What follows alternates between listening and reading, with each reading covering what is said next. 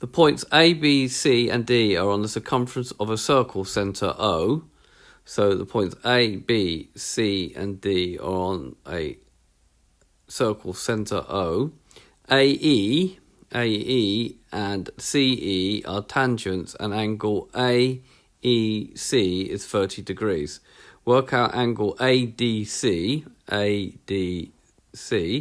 so this angle here, and angle ABC, angle ABC, so that's that angle here. First thing to note that here, it's very difficult to see, here these two are not the same line. Okay, so in order to do that, we need a diagram. Let's take the diagram. And the first bit we're going to do is we're going to work out this angle here. So the angle, so from the line CO and OA, this angle here, we're going to work out first of all.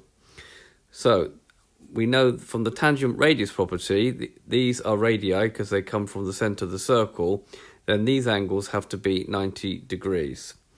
And therefore angle AOC, which is this angle here, is going to be equal to 360 minus 90 minus 90 minus 30, because it's a quadrilateral, so add up to 360, which is going to be 150 degrees. So we'll mark that on. Okay, if we now join A and C together, and then draw this one here from... So this is the angle we just calculated. And then if we draw the blue line from C to A and the blue line from A to D, then what we have is that this angle here is 150 and this angle here will be half of it, or the angle at the centre is twice the angle at the circumference. It's like the point D has been moved right round past the centre of O. So angle ADC,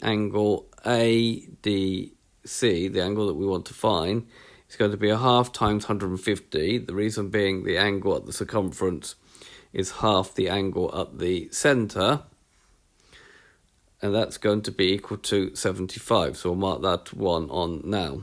All right, going to a third diagram, putting on the angle that we know, and then highlighting this bit. So this here is ABCD. We know this angle here to be 75. If all the points of this quadrilateral touch the edges of the circle, then ABCD is called a cyclic quadrilateral. And the opposite angles of a cyclic quadrilateral add up to 180. So the angle ABC plus 75 will be equal to 180. And therefore, opposite angles of a cyclic quadrilateral. And therefore, the answer to our problem is angle ABC will be 180 minus 75, which is going to be 105 degrees. So this has been a question about circle theorems, showing several circle theorems. I hope you've understood, and I thank you very much for watching.